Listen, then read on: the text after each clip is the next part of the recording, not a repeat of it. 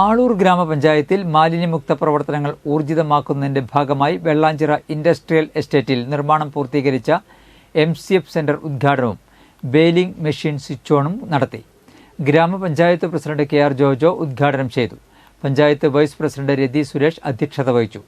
Bindu Shaju, Jose Manjooran, Shiny Thilakan, Jumaila Sageer, TV Shaju, Binny Thottappally, KV Raju, Dibin Pappachan, overseer Saranya എന്നിവർ സംസാരിച്ചു.